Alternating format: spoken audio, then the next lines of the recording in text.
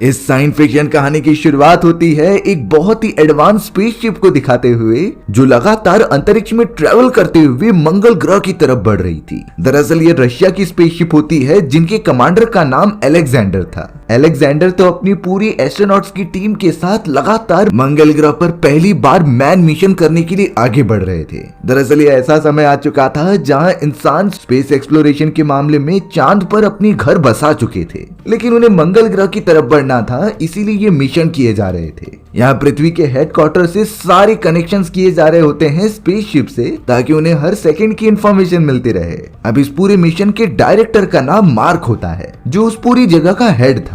Mark और Alexander एक दूसरे के बहुत अच्छे दोस्त हुआ करते थे, और अब अलेक्जेंडर जब कई सारे एस्ट्रोनॉट्स के साथ मंगल ग्रह के काफी करीब पहुंच चुका है, तो मार्क उससे कहता है कि तुम्हें किसी भी हालत में ये मिशन करना ही होगा, क्योंकि इसमें हमारे बहुत सारे पैसे लगे हैं। अलेक्जेंडर मार्क को भरोसा दिलाते हुए कहता है कि हम ऐसा जरूर करेंगे। अलेक्जेंडर अपने पूरे एस्ट्रोनॉट्स की टीम के साथ स्पेसशिप लेकर मंगल ग्रह की ऑर्बिट में चला गया। अब यहाँ पहले से प्लान किए गए सारे प्रोजेक्शंस को फॉलो करने के बाद उनकी स्पेसशिप मंगल ग्रह के ऑर्बिट से होकर उसके एनवायरनमेंट में घुसने चली गई थी। लेकिन उन सभी को पता ही नहीं था कि मंगल ग्रह पर इतना तेज तूफान चल रहा है। वो रेतीला तूफान तो बहुत ही ज्यादा इंटेंसिटी का था, जिसके अंदर उनकी स्पेसशिप फंसती ही चली जा रही थी, और इन सारी चीजों से उनकी स्पेसशिप को काफी ज्यादा नुकसान होता है। इन तूफान के अंदर स्पेसशिप के कई सारे सिस्टम्स खराब हो चुके थे, और अब अलेक्जेंडर को नहीं समझ रहा था कि वो क्या करे अपनी पूरी टीम को बचाने के लिए, क्योंकि अगर इस तरीके से उनका स्पेसशिप मंगल ग्रह की जमीन पर टकरा गया तो सभी लोग मारे जाएंगे।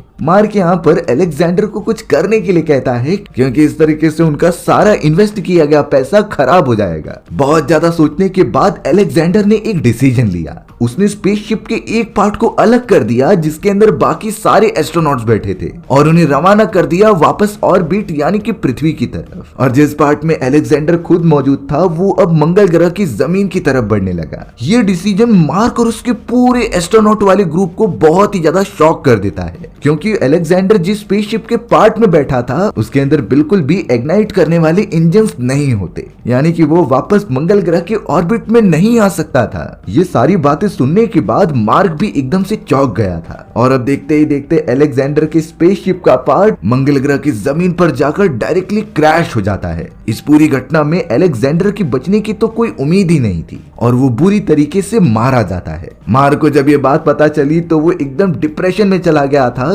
क्योंकि अलेक्जेंडर भले ही एक एस्ट्रोनॉट होता है, लेकिन सबसे पहले वो उसका एक अच्छा दोस्त था, और उन दोनों ने मिलकर कई सारे स्पेस एक्सप्लोरेशन के मिशन किए थे। बाकी सारे एस्ट्रोनॉट्स तो उस दूसरे पार्ट की स्पेसशिप में बैठकर पृथ्वी की तरफ निकल गए थे, यानी कि उनमें से एक की भी जान नहीं गई, और सिर्फ ये हुआ है अलेक्जेंडर की कुर्बानी की वजह से। पृथ्वी पे तो सारी जगहों पर यह बात फैल चुकी थी कि एस्ट्रोनॉट द्वारा किए गए मिशन में अलेक्जेंडर की बुरी तरीके से मृत्यु हो चुकी है, और ये साफ साफ था कि उनका मंगल ग्रह पर मैन मिशन करना एकदम से फेल हो चुका है। मार्क तो यहाँ पर बहुत ही ज्यादा दुखी होकर मीडिया वालों को अपना कन्फेशन दे रहा था कि उनसे आखिरकार क्या गलती हो गई और अलेक्जेंडर कैसे मारा गया। मार्क सभी से दुखी होकर यही कहता है कि उसने अपने एक दोस्त को खोया है, जिसका गम उसे अपने पूरी जिंदगी भर रहेगा। पर तभी हमें अचानक मंगल ग्रह की जमीन पर दिखाया गया, जहाँ पर वो स्पेसशिप का पार्ट गिरा था। स्पेसशिप की पूरी धज्जियां उड़ चुकी थी, लेकिन यहाँ पर एक अच्छी बात सुनने मिली कि अलेक्जेंडर अभी तक मरा नहीं है। वो इस क्रैश को पूरी तरीके से झेल गया, और वो पूरी तरीके से सुरक्षित है। हाँ, उसे थोड़ी मोड़ी चोट आई थी, जो मेडिकेट की मदद से खुद को हील कर लेता है। तब जाकर अलेक्जेंडर ने पृथ्वी के हेडक्वार्टर से खुद को कनेक्ट किया। यहाँ मार्क, जो कि मीडिया वालों को अलेक्जेंडर के मरने के बारे में बता रहा था, तभी एक एम्प्लॉय मार्क को आकर बताती है कि अलेक्जेंडर मंगल ग्रह की जमीन पर अभी भी जिंदा है। मार्क की बात सुनकर खुद को रोक ही नहीं पाया और सीधा अपने हेडक्वार्टर की तरफ भागा। मार्क के अंदर तो जैसे अपने दोस्त के लिए एक होप जाग चुकी थी। सभी लोग अलेक्जेंडर को जब स्क्रीन पर सही सलामत देखते हैं तब उनके जान में जान आती है, और अब मार्क और उसकी टीम कहने लगी कि हमें किसी भी हालत में अलेक्जेंडर को वापस पृथ्वी पर लाने का बंदोबस्त करना होगा। लेकिन इस समय हालात इतने अच्छे नहीं थे, क्योंकि उनके पास मौजूद सारे रिसोर्सेस अब खत्म होने आ चुके होते हैं। और मार्क की स्पेस ऑर्गेनाइजेशन का इन्वेस्टर कहता है कि मेरे पास अब उतने फंड्स नहीं मौजूद हैं जिससे कि हम एक दूसरा मैन मिशन मंगल ग्रह की तरफ रवाना कर सके, और इसे होने में लगभग कई साल लग जाएंगे। मार्क यहाँ पर बहुत ही ज्यादा सोचने लगा, क्योंकि इतने साल अलेक्जेंडर कैसे मंगल ग्रह पर जिंदा रहेगा विदाउट एनी रिसोर्सेज, ये उसे समझ में नहीं आ रहा था। क्योंकि कुछ समय के अंदर ही अलेक्जेंडर के पास जो फूड सप्लाई बचे हुए हैं वो खत्म हो जाएंगे। उसके बाद उसे मंगल ग्रह की जमीन पर भूखा ही रहना पड़ेगा, जो किसी भी इंसान इवन एस्ट्रोनॉट्स के लिए भी बहुत ज्यादा मुश्किल है। फिर भी मार्क यहाँ पर ट्राई करता है कि वो किसी भी तरीके से अपने दोस्त अलेक्जेंडर का ध्यान भटकाते रहे और ऐसा फील ना होने दे कि वो मंगल ग्रह की जमीन पर अकेला है। मार्क ने तो एक साइकेट्रिस्ट को भी असाइन कर दिया था जो अलेक्जेंडर से बातें कर सके और अलेक्जेंडर को अकेला ही फील ना होने दे। पर अब मार्क को बहुत ही ज्यादा गिल्टी फील हो रहा था, क्योंकि उसे पता होने के बावजूद कि अलेक्जेंडर मंगल ग्रह की जमीन पर जिंदा है, फिर भी वो उसकी मदद के लिए रेस्क्यू मिशन भेज नहीं पा रहा था। ये उनके नेशन के लिए सबसे शर्मनाक बात थी। अब इन सारे रिपोर्ट्स को कवर करने के लिए कई सारे मीडिया ऑफिशियल्स वहां पर आए हुए होते हैं। तभी एक रिपोर्टर अपने टीवी शो के प्रेसिडेंट को कॉल करके ये सारी बातें बता देता है और वो उन्हें एक आइडिया भी देता है कि हम इस कंडीशन के ऊपर एक रियलिटी शो बना सकते हैं, जिससे कि पब्लिक रिलेट कर पाएगी और हमें बहुत ज्यादा फायदा होगा। ये सारी बातें उस टीवी शो के प्रेसिडेंट को काफी अच्छी लगती हैं, इसीलिए वो इस प्लान के ऊपर काम करने के लिए आगे की बात करने लगा। टीवी शो का प्रेसिडेंट सबसे पहले मार्क को अपने पास बुलाता है। उसने मार्क को सारी बातें बताई कि कैसे हमें पता है अलेक्जेंडर मंगल ग्रह पर फंस चुका है, लेकिन हमारी क्रिएटिव टीम का ये मानना है कि हमें उसके ऊपर एक रियलिटी शो कंडक्ट करना चाहिए। दरअसल इस शो के अंदर अलेक्जेंडर जो मंगल ग्रह पर मौजूद है, उसे अपने हर एक मोमेंट की वीडियो रिकॉर्ड करके भेजनी होगी, जो कि हम अपने टीवी चैनल पर दिखाएंगे। और इससे एक ऐसा एनवायरनमेंट बनेगा जिससे कि सभी लोग रिलेट कर पाएं और ये देख पाएं कि वो एस्ट्रोनॉट मंगल ग्रह पर अकेले कैसा फील करते हैं और उनकी जिंदगी कैसे बीत रही है। हालांकि शुरुआत में मार्क इस बात के अगेंस्ट होता है, क्योंकि हम यहाँ कोशिश कर रहे हैं अलेक्जेंडर को वापस लाने का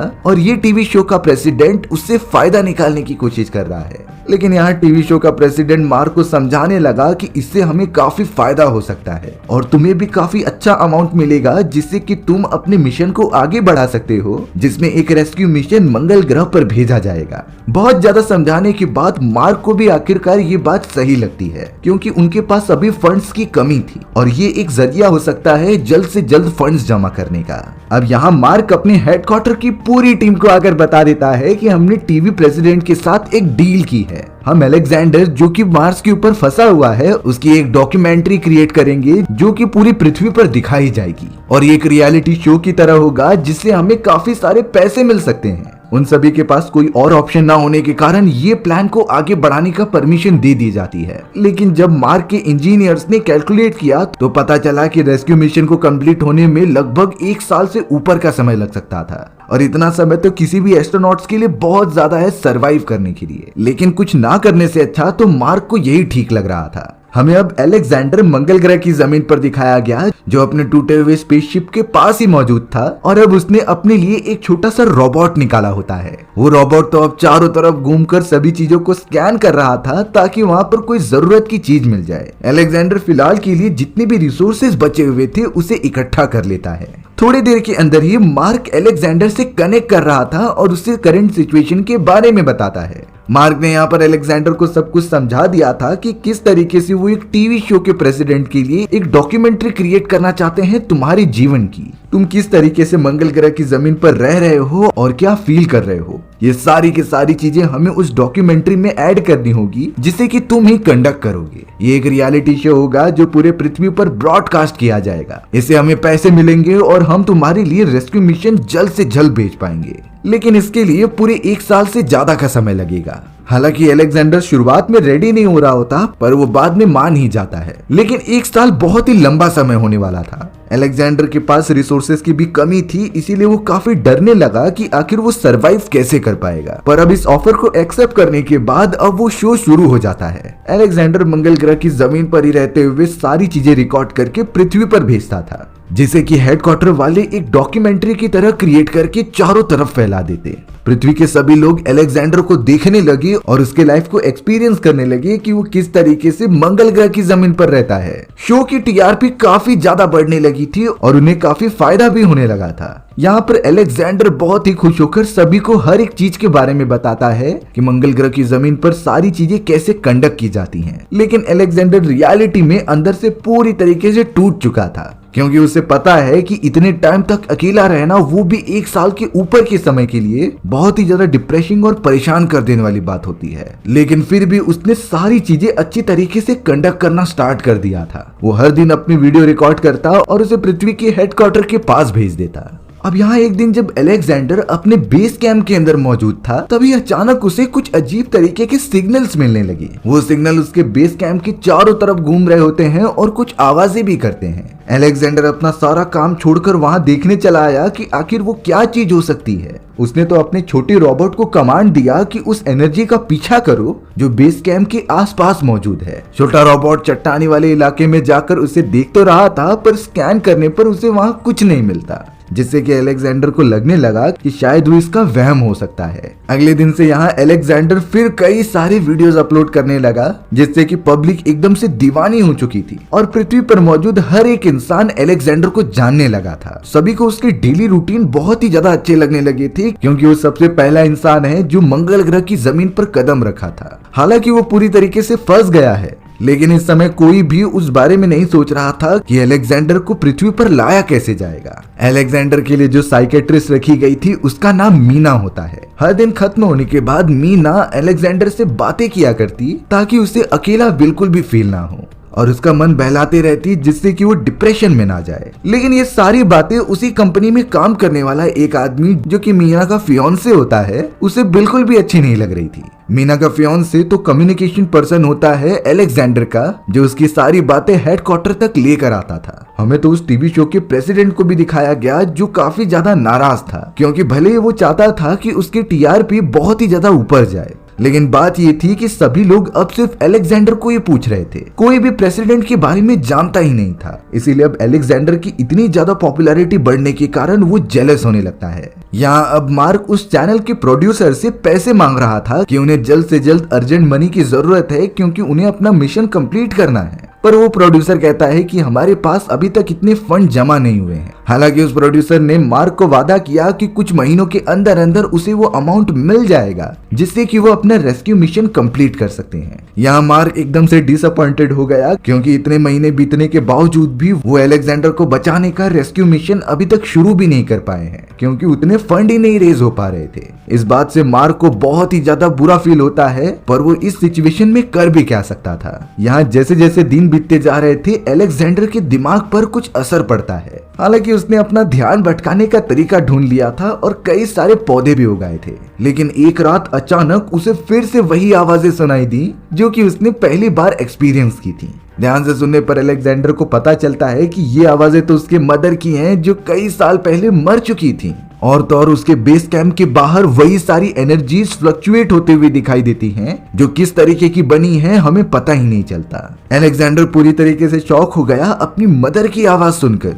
और अब अगले दिन अलेक्जेंडर जब अपने व्लॉग अपलोड कर रहा था, तो उसने ये बात इंक्लूड की कि किस तरीके से उसने मंगल ग्रह की जमीन पर अपनी मरी हुई मदर की आवाज सुनी और वहां शायद उनकी बॉडी की एनर्जी भी महसूस उसे हुई है। इसके बारे में बताने के बाद जो ऑडियंस उसे देख रही थी, वो सोचने लगी कि शायद इतने समय तक रहने के कारण अलेक्जेंडर के दिमाग पर असर पड़ने लगा है, क्योंकि ये तो साफ साफ देखा जा सकता था कि अलेक्जेंडर बेतुकी बातें कर रहा है। उसकी मरी हुई मदर की आत्मा भला मंगल ग्रह पर कैसे पहुंच सकती है। यहाँ पर मीना, जो अलेक्जेंडर की साइकेट्रिस्ट थी, उसे भी कहीं ना कहीं लगने लगा कि अलेक्जेंडर बहुत ही ज्यादा डिप्रेशन में है और इसी वजह से वो ये सारी बेतुकी बातें कर रहा है। उसका इलाज जल्द से जल्द करना होगा, नहीं तो उसका दिमागी संतुलन कभी भी बिगड़ सकता है। मीना तो अब यहाँ पर अलेक्जेंडर से सारी बातें पूछ रही होती है कि आखिर वो क्या एक्सपीरियंस कर रहा है। तब अलेक्जेंडर ने वो सब कुछ बताया कि किस तरीके से उसे अपनी मदर की आवाजें सुनाई दी और उसके बेस कैंप के पास जरूर कोई ऐसी एनर्जी है जो कि उसके दिमाग को रीड कर पा रही है, यानी कि वो उसके दिमाग के अंदर घुसकर सारी बातें देख रही है कि आखिर वो चाहता क्या है और उसी हिसाब से उसे फील करा रही है।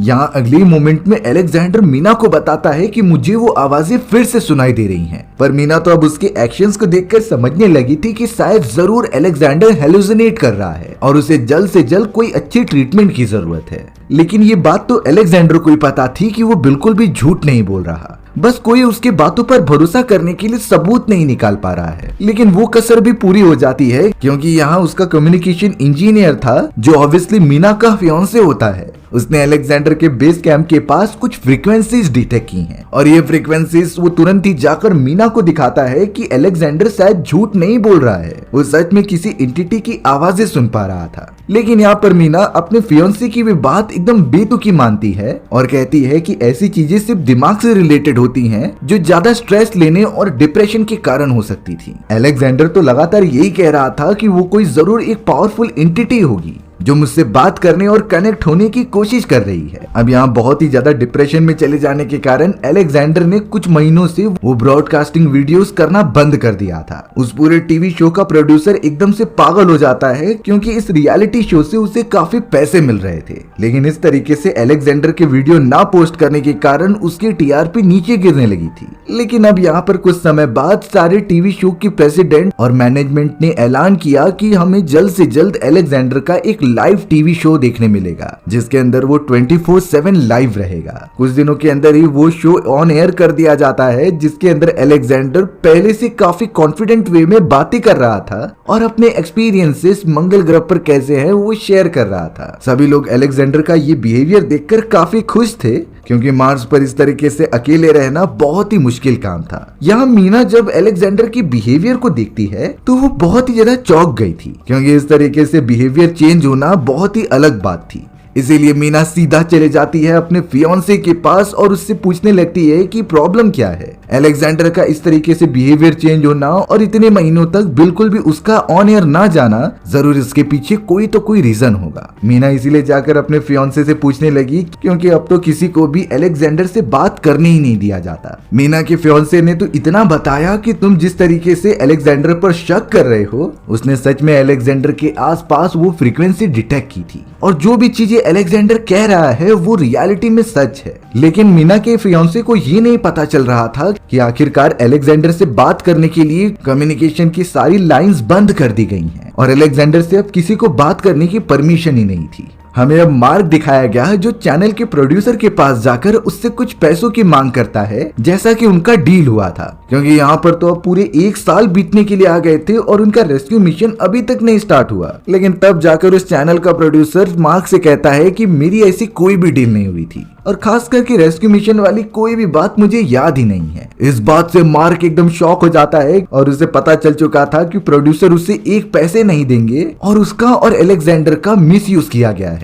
मार्क तो अब डिप्रेशन में चला गया क्योंकि वो अब अपने मंगल ग्रह पर फंसे हुए दोस्त को कैसे बचाएगा उसे समझता ही नहीं। हमें तो अब मंगल ग्रह पर मौजूद अलेक्जेंडर को दिखाया गया जिसका सर अचानक से बहुत दर्द देने लगा था। वो तो समझ ही नहीं पाता कि आखिर उसके साथ क्या हो रहा है। तो अभी हम अचानक उसके बेस कैंप के बाहर एक एनर्जी को देखते हैं जो कि वही एंटिटी थी जिसके बारे में अलेक्जेंडर तब से कह रहा था। वो एंटिटी बहुत ही ज्यादा फोर्स में उसके बेस कैंप के चारों तरफ फैल जाती है और अलेक्जेंडर के ऊपर हमला करने लगती है। अलेक्जेंडर की हालत इतनी खराब हो गई कि वो अपने बॉडी को हिला भी नहीं पाता, जैसे कि वो पैरालाइज वाली सिचुएशन के अंदर एंटर कर गया हो। और इस कंडीशन के बारे में पृथ्वी पर मौजूद किसी को भी नहीं आइडिया। अगले दिन तो हम अलेक्जेंडर को ही देखते हैं जो अपने शो के ऊपर सभी से बातें कर रहा था और वो एकदम अच्छे मूड में ये भी कहता है कि आप सभी लोग टीवी शो के प्रोड्यूसर को वोट करें क्योंकि वो रशिया के नए प्रेसिडेंट बनने के लायक हैं। दरअसल बात ये होती है कि रशिया के अंदर कुछ ही समय के अंदर इलेक्शन चालू होने वाले थे जिसमें कि नए प्रेसिडेंट का चुनाव किया जाएगा और अलेक्जेंडर पूरा साइड ले रहा होता है टीवी शो के प्रोड्यूसर का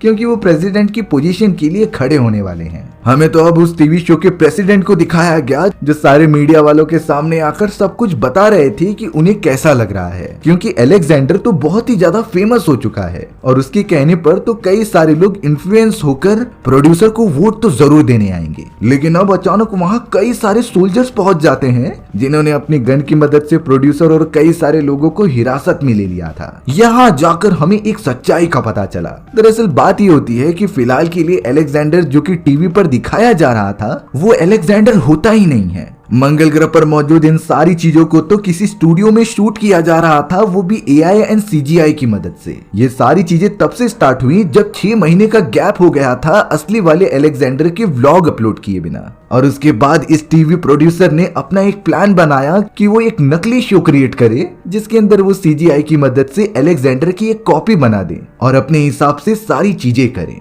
यही रीजन होता है कि अलेक्जेंडर जानबूझकर कह रहा था कि प्रोड्यूसर को वोट किया जाए। असली वाला अलेक्जेंडर अभी भी मंगल ग्रह पर मौजूद था, जिससे अब सारे कनेक्शंस बंद कर दिए गए होते हैं। यहाँ पर अब लोगों को सच्चाई पता चलने के बाद सभी लोग गवर्नमेंट पर ही शक खाने लगे थे। इसीलिए अब रशियन गवर्नमेंट ने अपने आप को बचाने के लिए ऐसा कह दिया कि रशिया ने कभी मंगल ग्रह पर मिशन भेजा ही नहीं था। ये दरअसल एक डॉक्यूमेंट्री थी जो हम पृथ्वी पर से ही शूट कर रहे थे, क्योंकि अगर लोगों को ये पता चल जाता कि वो मिशन सच में हुआ है तो उन्हें रेस्क्यू मिशन फिर भेजना पड़ेगा अलेक्जेंडर को बचाने के लिए। यहाँ जब मार्क और बाकी लोगों को ये बात पता चली तो वो शॉक हो जाते हैं, क्योंकि उन्होंने मंगल ग्रह पर मिशन भेजने के लिए काफी मेहनत की थी और सरकार इस तरीके से उनकी मेहनत पर पानी फेर रही है। मार्क की पूरी टीम यही सोचने लग गई थी कि वो अलेक्जेंडर को बचाएंगे कैसे, क्योंकि उनके पास ना तो कोई रेस्क्यू मिशन के लिए पैसे हैं और ना ही उन्होंने कुछ स्टार्ट किया है। मार्क तो अब यहाँ पर किसी भी तरीके से उस जोन में चला जाता है जहाँ से वो अलेक्जेंडर से कनेक्ट कर पाएगा। उसने अलेक्जेंडर को सारी बातें बता दी कि किस तरीके से गवर्नमेंट ने हमारे इस मिशन को एक मजाक बनाकर रख दिया है, लेकिन इसका एक रास्ता हो सकता है कि तुम्हें गवर्नमेंट रेस्क्यू करने पर मजबूर हो जाए। मार्क ने अलेक्जेंडर को समझाया कि तुम्हें मार्स की जमीन पर कुछ ऐसा करना होगा जिससे कि अमेरिकी सैटेलाइट उस इंसिडेंट को डिटेक्ट कर ले, और सारे लोगों को जब पता चल जाएगा कि तुम सच में मंगल ग्रह पर मौजूद हो तो सरकार को रेस्क्यू मिशन करना ही होगा। अलेक्जेंडर मार्क की बात समझ जाता है। उसने कहा कि तुम सिर्फ अपना ख्याल रखो और मैं इस मिशन को कंप्लीट करके रहूंगा। अलेक्जेंडर मार्क की बात समझ जाता है। उसने कहा कि तुम सिर्फ अपना ख्याल रखो और मैं इस मिशन को कंप्लीट करके रहूंगा। अलेक्जेंडर ने अपने टूटे हुए मलबे के अंदर एक बॉम्ब प्लांट कर दिया, जिसमें शॉर्ट सर्किट होने के बाद वहां पर एक बहुत ही बड़ा ब्लास्ट होता है और मंगल ग्रह की ऑर्बिट में मौजूद अमेरिकी सैटेलाइट ने उस बड़े से इंसिडेंट को रिकॉर्ड कर लिया होता है, जिसे कि जल्द से जल्द हेडक्वार्टर के थ्रू सारे लोगों के पास भेजा गया। अमेरिकी सैटेलाइट ने यह कंफर्म किया कि ये वही लोकेशन है जहां पर रशिया का एक स्पेसक्राफ्ट लैंड हुआ था और अलेक्जेंडर ने अपने व्लॉग को अपलोड किया था। इस बात से सभी को कंफर्मेशन मिल जाती है कि मंगल मिशन रशिया का सच में किया गया था और अलेक्जेंडर अभी भी मंगल ग्रह पर ही मौजूद है। सभी को इस डार्क रियलिटी के बारे में पता चला और अब मजबूरी के कारण गवर्नमेंट को ये मिशन करना ही पड़ेगा, चाहे इससे उनकी इकोनॉमिक ग्रोथ में फर्क पड़े,